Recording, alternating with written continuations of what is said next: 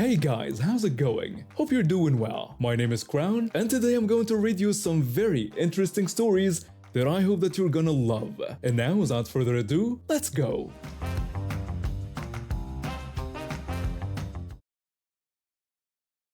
Backstory: I live in a town in the Netherlands with a university. A few years ago, my girlfriend's cousin was accepted as an overseas student. My girlfriend is Japanese. Her family, father, mother, her sister, and herself moved to the Netherlands when she was younger. Her cousin still lived in Japan when she applied, got accepted, and is now living in a student room in the Netherlands. We don't really have dormitories here like in the United States, but the building she lives in is maintained by the university itself. Said cousin is doing quite well for herself, getting good grades and well on her way to obtaining her diploma. Partly because of this, the overseas family decided to have their vacation in the Netherlands this year, both for leisure and a bit of a family gathering.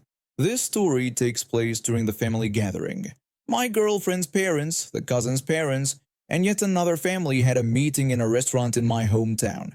They had two little kids in tow, sisters, who looked like 8 or 9 or so to me, but my girlfriend later told me that they are actually 11 and 12 but looked younger than they were, probably also because of their school uniform. At least that's what it looked like to me. I really don't know. The idea was to catch up with the family, and my girlfriend was asked if she would be willing to keep the two young kids busy for a few hours since she was the oldest of the lot. My girlfriend and I are in our 40s. Her studying cousin is around 25, and as mentioned, the two kids are around 10, 11 and 12. My girlfriend didn't mind but asked me if I wanted to come along as well.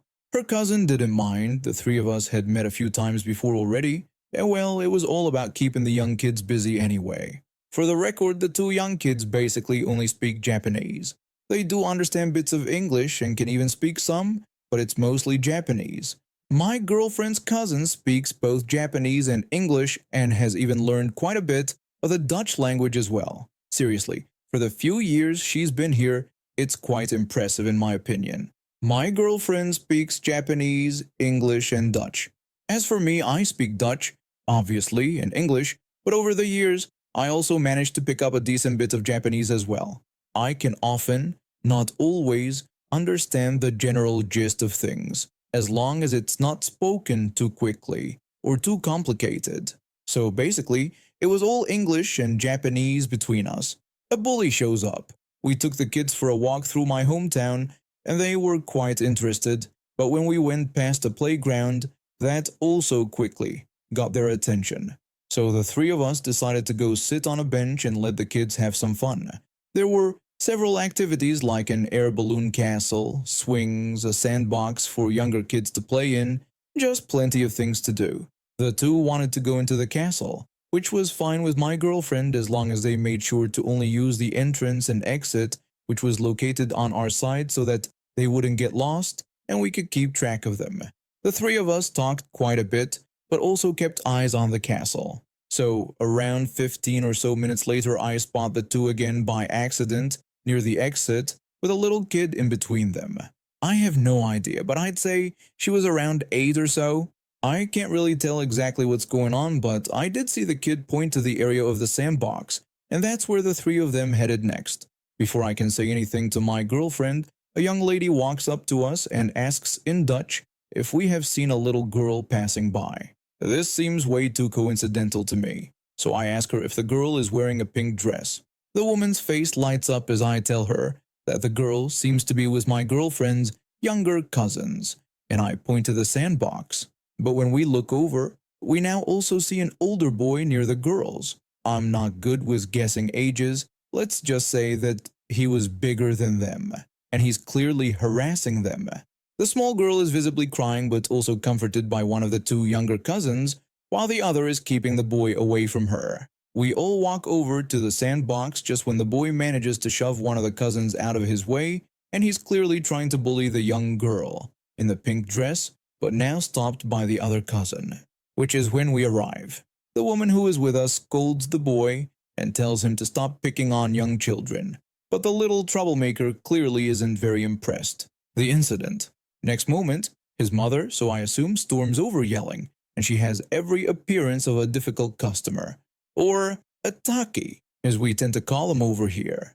A little argument ensues, mainly between the mother of the girl in the pink dress and our difficult customer. It goes back and forth, but it's apparent that according to his mother, the troublemaker did nothing wrong by picking on a girl half his own size, and this fine example of a mother even has the audacity to blame the other mother for raising such a weak little girl. She uses a Dutch phrase that roughly translates to, "That's what you get when you raise stupid little kittens." The difficult customer then suggests that kids should be allowed to sort out their own problems, implying that adults shouldn't interfere. However, she does take the boy with her as she walks away. The mother gets ready to grab her kid and leave, but in the meantime the girl has completely calmed down and is actually having a great time with the two cousins. Unknown to anyone else yet, at this time my girlfriend decides to comply with the earlier suggestion. First, she asks the mother to reconsider leaving because the kids are having so much fun together. My girlfriend also comments on how amazing kids are because they clearly don't speak the same language, yet they seem to understand each other just fine and are having a good time. The mother agrees, and my girlfriend now addresses both her cousins in Japanese, and it sounded very serious to me, something about the tone, the way she talked, and also looked at both girls, even a bit sternly. They both nodded and clearly said, "Hi," aka, "Yes ma'am." I think I even saw a small head bow, but I'm not too sure. Our little group goes to sit on a bench nearby, and for the next 5 minutes nothing happens. We're just having some small talk. Then the bully returns. The mother of the small girl wanted to stand up but gets stopped by my girlfriend, who reassures her that her kid is completely safe and encourages her to watch what happens. The mother is visibly uneasy but does remain seated, which is when I noticed that the behavior and stance of the two cousins has completely changed. They seem much more confident and relaxed. The boy starts making a fuss while one of the cousins stands up, points to him, and yells something at him in Japanese. He once again tries to shove her out of his way, but this time she's faster. She steps aside, does something with her leg, and gives him a huge shove. Next moment he's eating sand. No, literally. He gets up visibly angry while his face is covered in sand. This time he becomes violent and actually tries to hit one of the cousins with his fists. Yes, tries.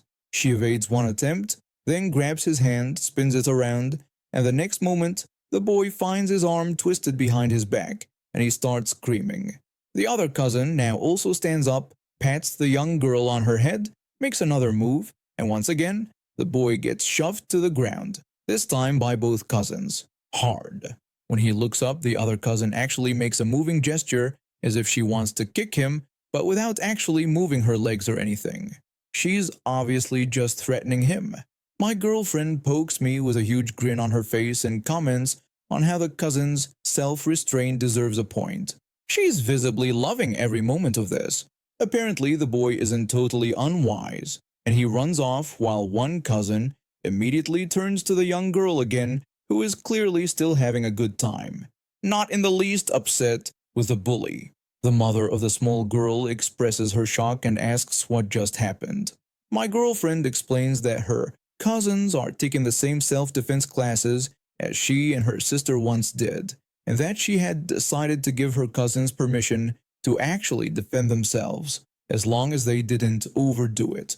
The mother inquires about these classes, but my girlfriend regretfully informs her that the actual school is located in a suburb of Tokyo, making it impossible for her daughter to attend. Mommy returns with a buitengewoon opsporingsambtenaar, guard. We're chatting some more for the next 10 minutes, after which the bully's mother storms over to us with a buitengewoon opsporingsambtenaar in tow. Buitengewoon opsporingsambtenaar is Dutch for Special Investigative Officer, which basically means being a deputy but without the proper training nor having any weapons. Generally speaking, most of them usually handle ticketing people. The officer informs us about a complaint from the woman regarding people beating up her kid. The mother of the young girl immediately retorts by reminding everyone of the earlier suggestion to let kids sort out their own problems. Now the funny thing is, Apparently, the whole spectacle didn't really go unnoticed, and before we could say or do anything, someone else had stormed over as well. An older woman approaches and tells the officer that she witnessed the entire incident. She explains that the troublemaker was harassing and beating the kid in the pink dress when the two girls stepped in to protect her. Meanwhile, another man joins the conversation and supports the girls' actions, stating that the troublemaker got what he deserved as he had started the conflict, and the girls were merely defending themselves. The officer listens to everyone's statements and ends up deciding to ticket the mother of the troublemaker. I assume for disturbing the peace, but I don't know any details because at this time we decided to leave and we went our separate ways. Backstory.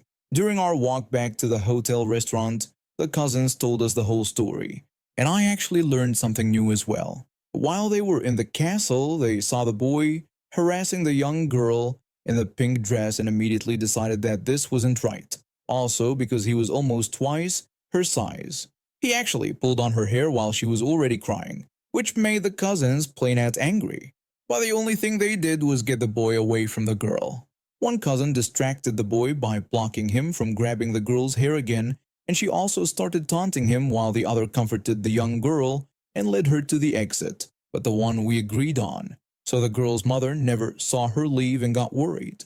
The other cousin managed to lose the boy in the crowd, at first anyway, and she joined her sister near the exit. I asked my girlfriend why they didn't use their self-defense techniques right away. She explained that they weren't allowed to. The first rule of self-defense is apparently to always leave if possible, and her cousins are at a level where the use of these techniques outside their school is strictly prohibited, unless there's an actual threat or if they've been given direct permission by an elder of the same school. My girlfriend admitted she was stretching this rule a bit, but she planned to write up the whole altercation so that the cousins could take her letter back with them. She was actually not kidding when she talked about points for self-restraint, because that would actually be her advice in the letter. But yeah, typical hypocrite behavior. Let the kids sort it out, until it suddenly doesn't go your way, eh? Let me back up a bit. I'm a single mom and my daughter is my whole world. We've been through thick and thin together, just the two of us against the world. When she started high school, I promised myself I'd give her the best experiences possible, including a magical prom night. As prom approached, my daughter was over the moon. She'd been asked to the dance by a nice boy from her chemistry class. They weren't dating or anything, just good friends who decided to go together. I was thrilled for her, especially since she'd been so focused on her studies and hadn't had much time for socializing. The night of the prom arrived and my daughter looked absolutely stunning in her dress. I teared up as I took photos of her and her date before they left. They were both so excited, and I felt a sense of pride watching my little girl grow up. Little did I know that this magical evening was about to turn into a nightmare. A few hours into the prom, I got a frantic call from my daughter. She urgently told me to come to the school immediately, explaining that something terrible had happened. When I asked if she was okay, she replied that she wasn't and frantically explained that a crazy woman had stabbed her with a fork. I assured her I was on my way. I rushed to the school, my heart pounding. When I arrived, I found my daughter in the nurse's office holding an ice pack to her thigh. Her date was there too, looking pale and shocked. I asked my daughter what had happened, and she explained that a woman had come out of nowhere and attacked her. She described how the woman had stabbed her in the thigh with a fork and started screaming accusations about stealing her daughter's date. I was stunned. Who would do such a thing? And why? As I was trying to process this information, a teacher came in with the woman in question. She was middle-aged, with a wild look in her eyes, and she was still yelling. The woman, who I'll call Karen, was shouting about how my daughter had stolen her precious angel's date and ruined everything. I tried to explain that my daughter hadn't stolen anyone's date, as the boy had asked her to prom weeks ago. Karen accused me of lying and insisted that her daughter had been dating him for months. At this point, the boy spoke up, looking confused and scared.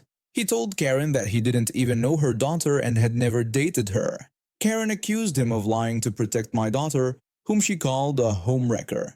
I informed Karen that I would be calling the police because she had assaulted my teenage daughter. She defiantly told me to go ahead, claiming that the police would see she was just defending her daughter's honor. As this surreal argument was unfolding, another girl timidly entered the room.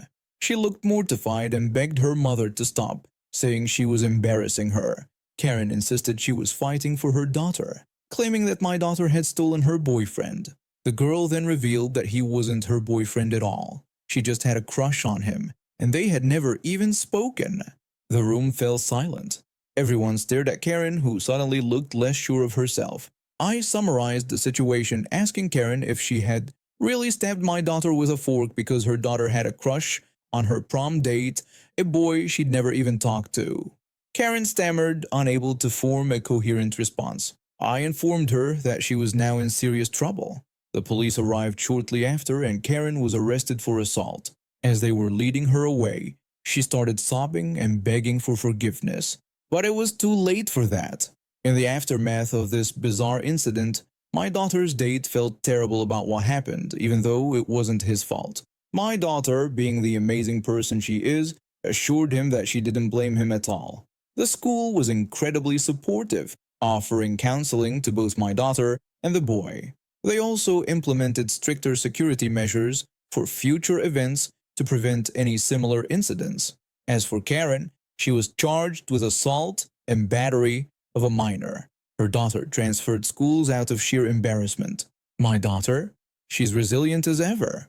The fork incident left a small scar on her thigh, but she jokes that it's her battle wound from surviving high school drama.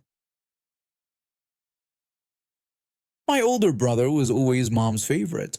My sister and I tried not to let it bother us. We focused on our own lives instead. I became a teacher, and my sister became a nurse. We both got married and had kids. Our brother never really grew up. He lived with mom and only had small jobs. When mom died 5 years ago, we were surprised she left everything to our brother. The house, her money, all of it. It wasn't fair, especially for my sister with 2 young kids, but we didn't complain. Our dad was really angry when he found out. He thought it wasn't right for our brother to get everything when he hadn't done much with his life. Last week our dad died suddenly. We were all very sad. But then something big happened. When they read Dad's will, we found out he left everything to my sister and me. Our brother got nothing. Our brother was really shocked and angry. He said there must be a mistake. The lawyer said no, it was clear in the will. Our brother then said he needed money to pay for mom's house taxes. He hadn't worked in 5 years and had used up most of mom's money. My sister told him to get a job. I said it wasn't our problem, and it was what Dad wanted. Our brother called us mean names and left. For the next few days, our brother called all our family members, saying we were being unfair. He even asked for money online, and some family members gave him some. Then our grandmother called me. She was upset with us and said we should help our brother. When I said no, she told me she would change her will to leave us out. I got angry and asked her if she had said anything when mom left everything to our brother. I reminded her that my sister needed help back then, but no one cared about being fair. I said mom started this whole problem, and it wasn't right that people only cared now that things had changed. My sister called later to say our brother wanted to fight Dad's will in court. I said I didn't think he would win. We decided to sell Dad's house and told our brother to sell Mom's house too. He could use that money to pay the taxes and learn to take care of himself. For a long time we let our brother get his way in the family, but not anymore. It was time for all of us to live our own lives. If our brother wanted to join the real world, he could. But we weren't going to give up our futures or our kids' futures because of his bad choices. It was a hard lesson, but sometimes that's what it takes to grow up. And now we have reached the end of today's stories. Thank you for watching and see you next time.